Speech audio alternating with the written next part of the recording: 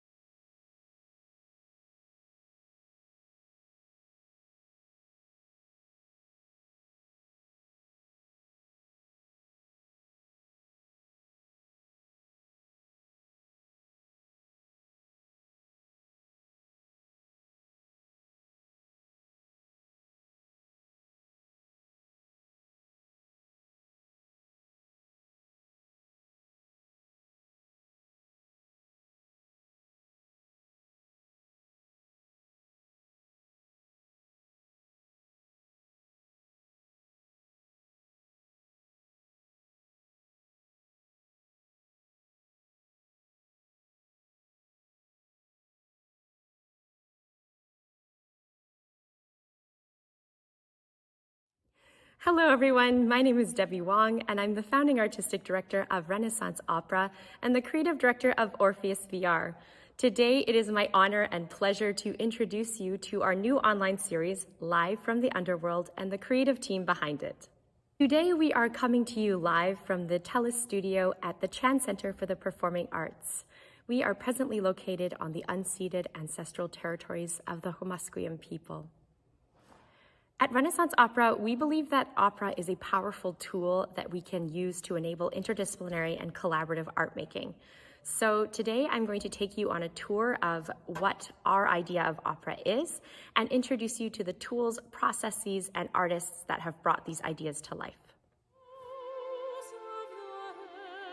I have always been drawn to opera because it is a musically driven narrative form, but also because it takes artists from all different disciplines and backgrounds to really work together to bring these epic storytelling experiences to life.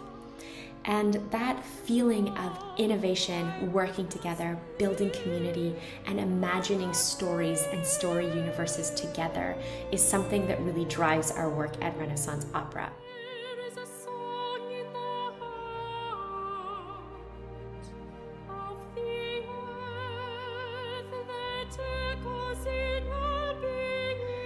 So what led us to experimenting in digital storytelling was very much this commitment to collaboration and innovation, as opposed to this fixed idea of what opera has to sound and look like, and who can and cannot be an opera artist. This ethos of innovation and collaboration is what led us to create the prototype for Orpheus Vr, an interactive virtual reality opera. In creating Orpheus Vr, we challenged ourselves to ask, what could opera look and feel like if it were invented today? Listen, that is Orpheus, searching for their love Eurydice, who sleeps in the cold grove, under our watchful eye. We must follow Orpheus.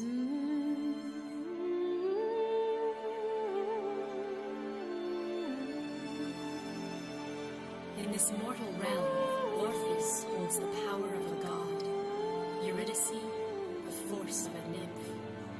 Together they could move mountains, roil the sea, upset the balance of destiny, a power that belongs only to the fates.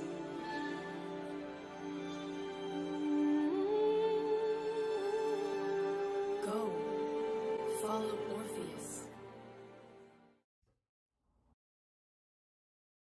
Hello, my name is Brian Topp, and I am the composer and interactive audio designer for Orpheus Vr. My role with Orpheus Vr is both to write and create the music for the experience, but also to design and develop how that music and audio becomes an interactive part of the whole experience. So working with new technologies, particularly stuff like VR, is really exciting because it allows you to place the audience directly inside of the piece. And this can provide kind of all new and immersive perspectives on the work, but it can also allow it to become interactive. So you as a listener get to stand alongside characters and be able to interact with the world of the opera. And one thing that's really been a focus for us is how the user can make decisions and help the characters or choose to hinder them in some way. And to be able to have the story be dynamic, so the story changes based off of your decisions, and to have a musical score that adapts to that.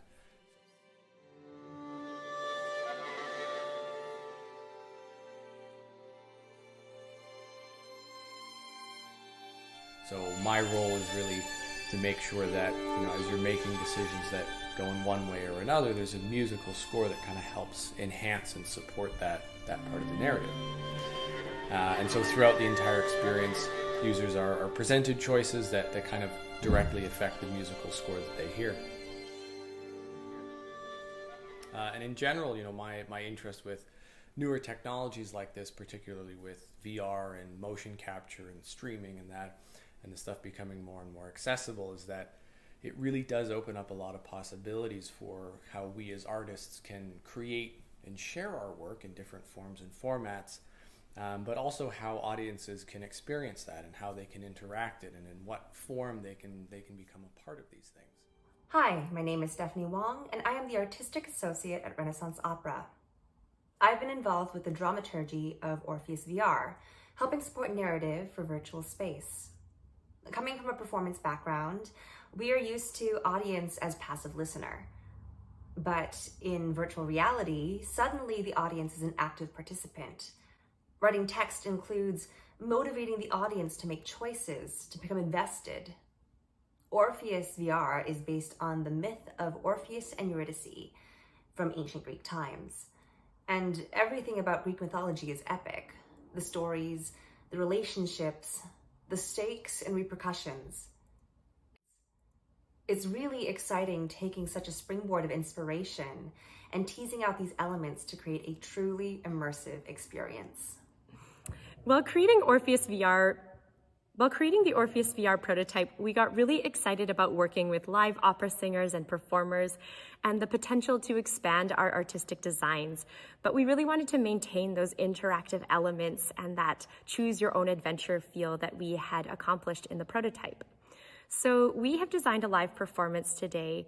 The avatars you see are played by live performers. There are live singers and violinists in the venue right now that will capture that choose your own adventure feel. So while you're watching, we ask you to keep your YouTube chat box open, and throughout the experience, you will see different polls pop up. And depending on how the audience votes, that's how we will choose which branch of the story to follow today. But first, I'm going to turn over to Conrad Sly and Neel Nair to tell you about the art and animation that has gone into building Live from the Underworld and Orpheus Vr. Hi, my name's Conrad. I'm the 3D artist on the Orpheus Vr project. Some of my responsibilities have been to design and create 3D characters and environments for the various incarnations of this project. We started out exploring a lot of virtual reality content creation tools and what they could do, but since then we've moved on to experimenting with affordable indie motion capture solutions to capture an entire opera performance of the face and body and voice. So we really look forward to showing some of our developments with you today, and we look forward to hearing from you as well. Hi, I'm Neel, an animator and motion capture specialist. Motion capture consists of body and facial capture. For the body, we tend to use one of two systems. The optical system, which consists of a series of cameras in a room, which can locate the position of reflective markers placed on an actor's suit. This is the most common used method and the one that we used for the Orpheus Vr experience. The other is the active systems. These consist of suits which have sensors inside them that stream data directly to a software. This is the system we will be using for today's stream.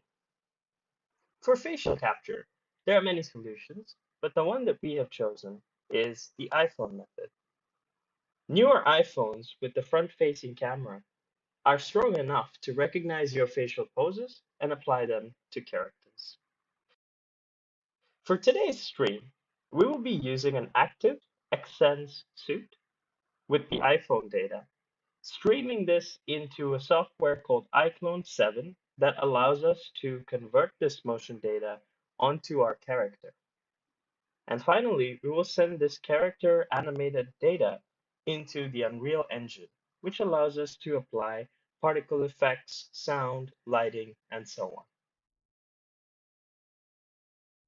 Hi, my name is Erika Mitsuhashi, and I am a dance artist. I'm excited to be the person in the motion capture suit, creating the movement and physicality of the Eurydice's avatar. I'm excited to bring some breath and life to Eurydice. Hi, my name is Mireille Asselin, and I play the voice and face of Eurydice on this live stream from the Underworld. And I just want to tell you a little bit about what I found so fascinating about this project. It's really the collaborative nature of coming up with one performance via two different performers. So since I'm not playing the body of Eurydice, we have this beautiful dancer, Erika, who is animating her in the mocap suit. So our performance has to be blended together, and I'm really enjoying sort of catching what she's doing physically and trying to sort of make that show in my face as well as we're performing for our audience, and add to that also the spontaneity of having to react to audience choices coming in on the chat on the fly has really stretched our sort of improvisation muscles collectively, I think, and it's just been great fun. Hello, my name is Omari Newton, and I'm one of the writers of Eurydice live from the Underworld alongside the amazing Debi Wong of Renaissance Opera. I've never worked in opera, I've never worked in VR. I do voiceover, and I do the voice of Cerberus in this piece as well, and I will be assistant directing alongside Debi as well. And I'm really excited about it. It's always fun to collab and work in mediums that you're not used to, and I hope everybody watching it digs it. While Omari narrates Cerberus, the demon hound of the underworld, I will be narrating Cleo, the lyric muse of history, two characters that we hope to build out for future performances. Today, Cerberus and Cleo will be your guides through the story. They'll give you a little backstory of the world that we're in, and you can listen for their voices and instructions to cast your votes on which way the story will unfold today. Thank you so much for joining our live stream today. We are so excited to be finally presenting this first stream to you. This is still very much a prototype. We are still figuring out all of the different tools and pathways that we need to engage with as artists to create these experiences. So we would love to hear what you think at the end, and we hope you will follow the whole series this year. Thank you so much to Real Illusion for providing us with the software to make this live stream possible. Thank you to the Chance Center for the Performing Arts for hosting this live stream.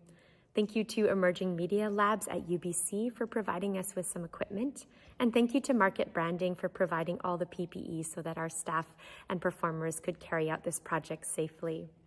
We also acknowledge support from the British Columbia Arts Council, Canada Council for the Arts, Creative BC, the Province of British Columbia, and the Government of Canada.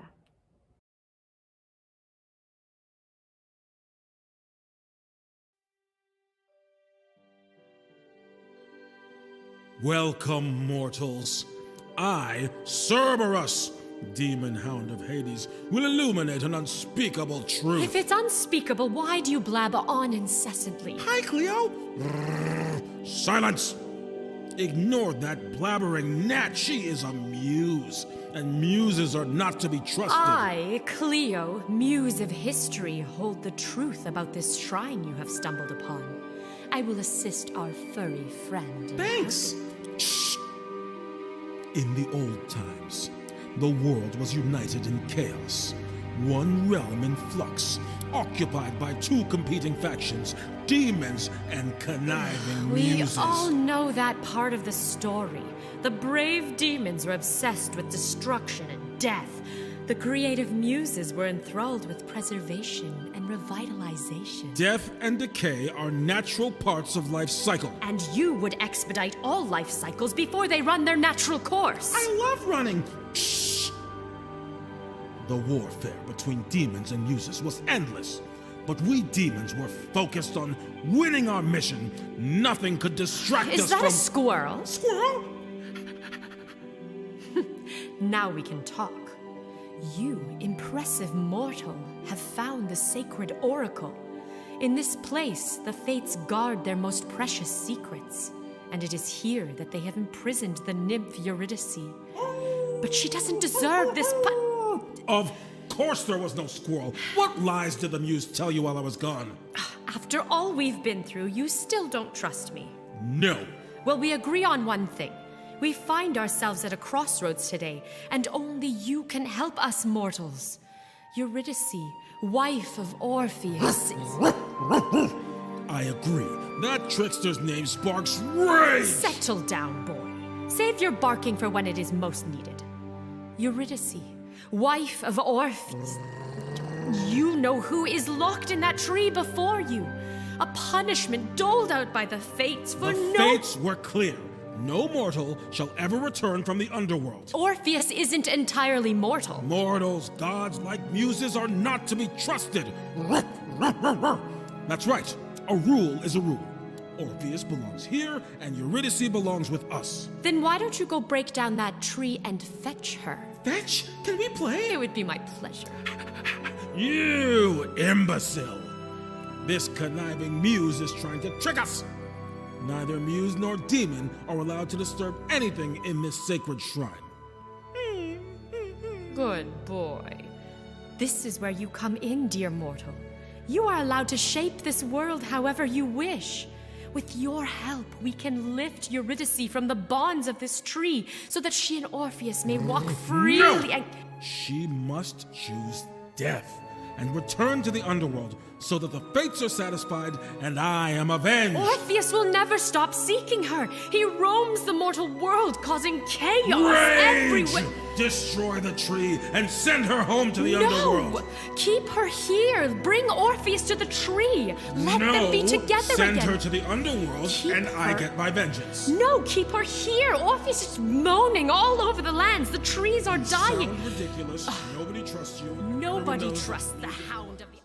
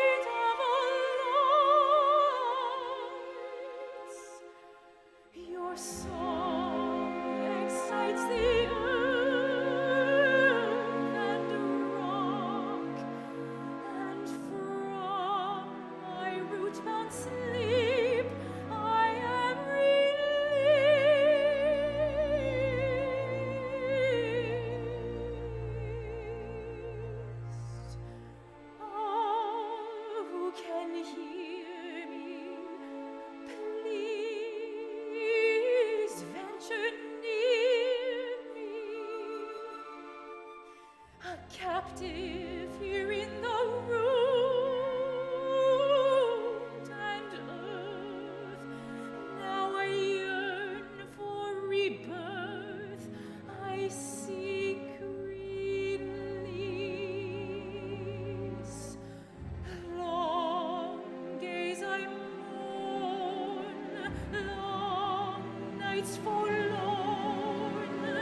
My thoughts, my peace, my dreams are torn between this mortal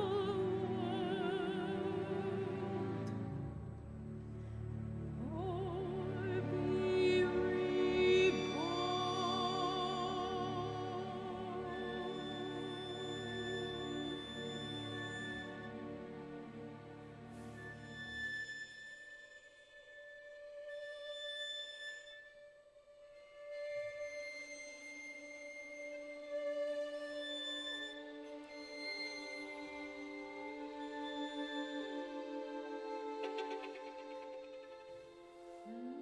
Hello? Is someone there? Or is it just the wind in your leaves again? old friend. Hello? Who? I think I hear a lullaby. Nonsense. That's just a liar, you liar. Oh, come on. You hear it plain as day. I have 6 ears. I hear nothing. Your point is noted. Good.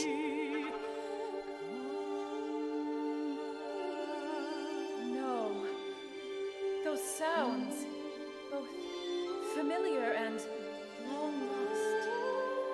They're not figments of my dreams.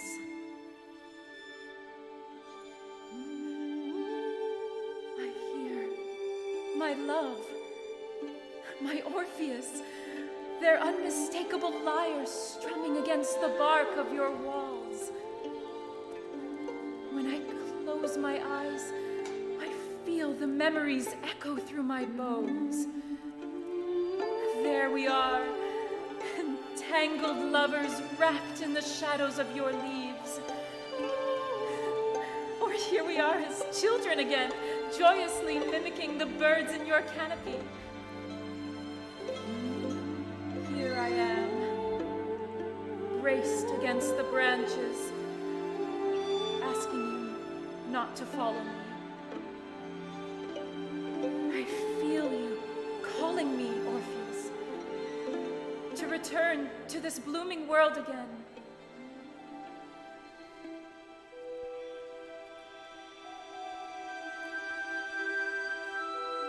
I suppose you were right. Your 6 ears do work after all. I told you so. You win this time, dog. Good. I also hear her. Her lullaby resonates deep in these roots. Even the stones respond to the unmistakable voice of Persephone, goddess and queen of the underworld, but mother to me. Though she was never present, she was always there. My connection to eternity, guide to my spirit, gentle reassurance that our physical presence in the mortal realm is simply a vessel. She sings so sweetly in my dreams. Is this the sign I need? Is it time to follow these roots to my ancestors?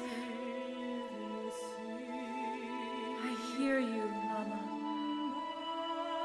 calling me home. Mortals, now is your chance. Send Eurydice the sign she needs. Send her a sign from Orpheus so she may stay in this mortal realm. Mortals, don't make a silly mistake. Send a sign for her to return to the underworld. She doesn't belong in the underworld yet. She belongs here with Orpheus. I think the mortals can decide, and they'll make the right choice. The mortals know what the right choice is. If they choose what I want, then yes, they do. You're always making this argument. Look at them. They belong together. You know nothing. Which voice do I listen to? Give me a sign.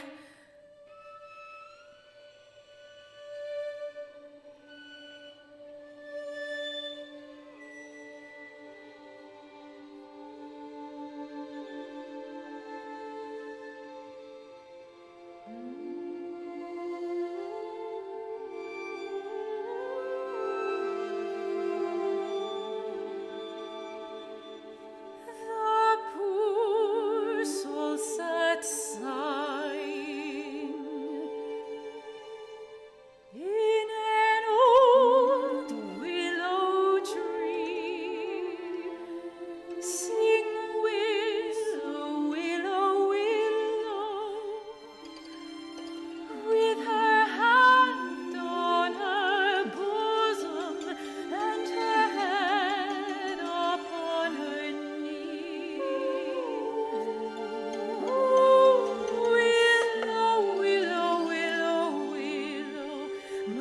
prison shall be.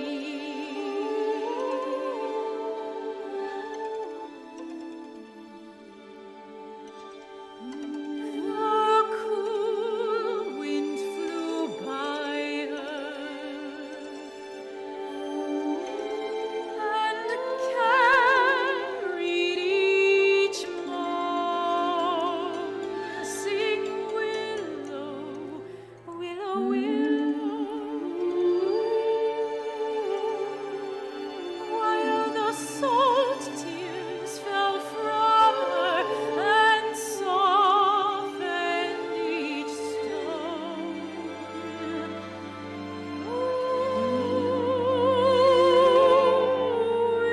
Willow, willow, willow, willow, my prison shall be.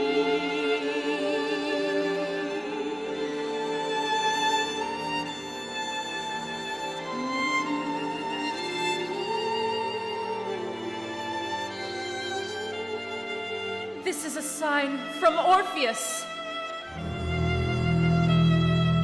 I know I should not have come. I know I have angered the fates. The fates be damned for keeping me from you. Torn between heart and soul, and trapped here I wait. In my dreams we fought the fates. And could my choice descend or rise? Do not tempt them, they will retaliate. This freedom of choice invigorates. I dared to fight the fates and go free. A choice to grow or destroy this tree. In my dreams we fought the fates. A final choice now I must make. In my dreams we did escape, but the fates always retaliate. In my dreams I'm not afraid, but the fates always retaliate. In my dreams, Orpheus, in my dreams, we could never escape. In my dreams, in my dreams, in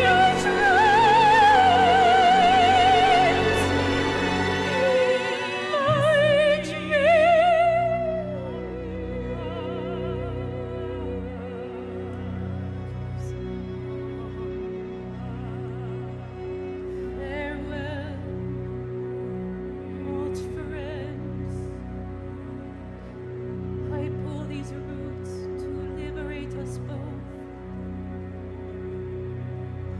May we find peace in the embrace of our ancestors. May we meet again on the shores of the river Styx. I belong with my mother.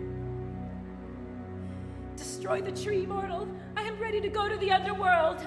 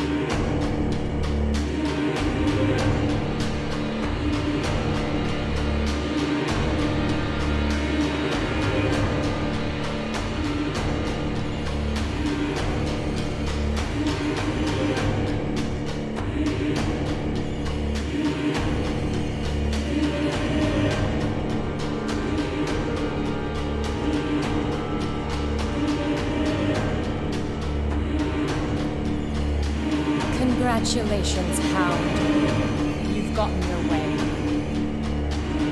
It was inevitable. Excellent choice, mortals. History will unfold as it should. Every epic tale begins with love. I pray you mortals haven't steered us